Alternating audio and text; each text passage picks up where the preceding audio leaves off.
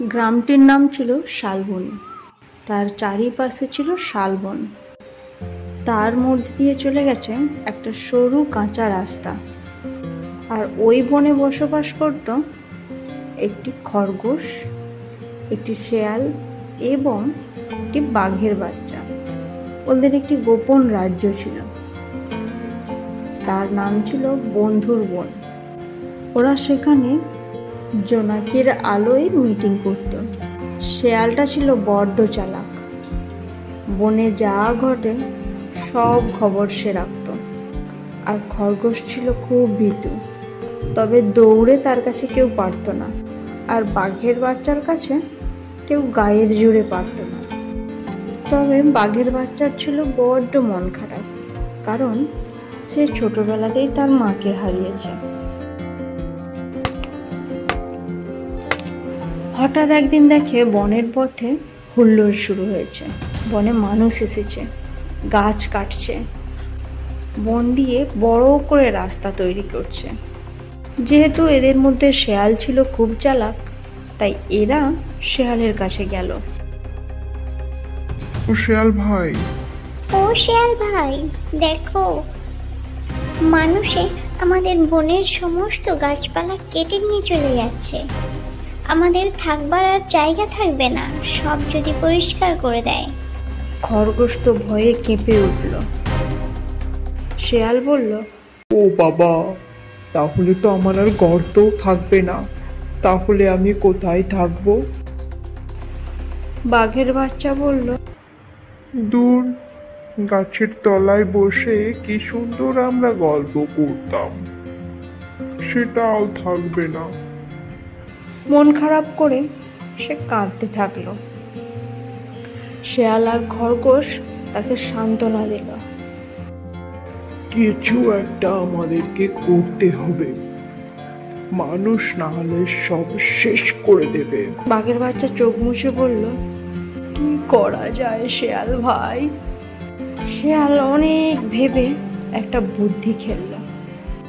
দেখো, মানুষকে যদি বোঝানো যায় আমরা ওদের ক্ষতি করব না, উল্টে গাছ, পাখি, পশু সবাই থাকলে আমরা সুন্দরভাবে বেঁচে থাকব, তাহলে হয়তো ওরা বুঝবে।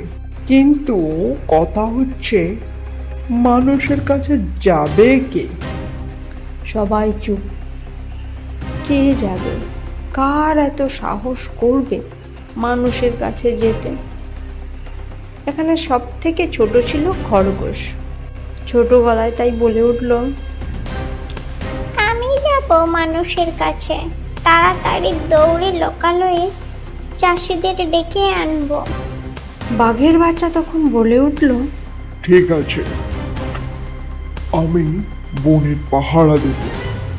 কেউ গাছ কাটতে এলে আমি গর্জন করে উঠব।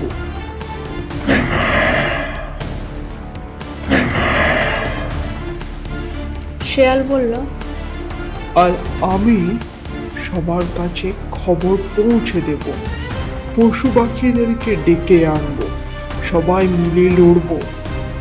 গাছ আমাদের বাঁচান, আমাদের ছায়া দেয়, আমাদের ঘর রক্ষা করে। তাই এই বন আমরা কোনো মতেই নষ্ট হতে দেব না। সেই রাতেই জোনাকির আলোয় তিনজন পরিকল্পনা করল। ভোরের আলো ফুটতেই খরগোশ দৌড় দিল লোকালয়ে। শোনো গ্রামবাসীরা, শোনো, আজ আমাদের ভীষণ বিপদ, তাই তোমরা আমাদেরকে রক্ষা করো। আজ সবাই একটু জঙ্গলের ভেতরে চলো। খরগোশের এই কথা শুনে সবাই জঙ্গলের মধ্যে গেল। শেয়াল, খরগোশ আর বাঘের ছানা একসাথে বসে আছে, কারোর ক্ষতি করছে না, শুধু বনের খবর দিচ্ছে।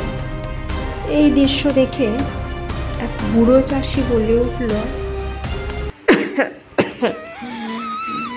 বলছি, এরা তো বনের প্রাণ, যদি এদের গাছ কেটে দিই, তাহলে এরা কোথায় যাবে? পাখিরা বাসা কোথায় করবে? আর বন না থাকলে বৃষ্টিও হবে না, কিন্তু ভালোভাবে চাষবাসও করতে পারবো না। বুড়ো চাষির কথা শুনে সবাই সংযত হলো, একমত হলো। সবাই ভাবলো, হ্যাঁ, গ্রামের মোড়ল ঠিকই বলছে, এই শালবন কারোর নয়, পশু পাখি আর মানুষের একসাথে থাকার জায়গা। তারপর থেকে এই শালবন এক নতুন নাম নিল, পরিচয় হলো বন্ধুত্বের বন। তো ছোট্ট বন্ধুরা, আমাদের গল্পগুলো যদি ভালো লেগে থাকে অবশ্যই তোমাদের বক্তব্য জানিয়ে যাবে।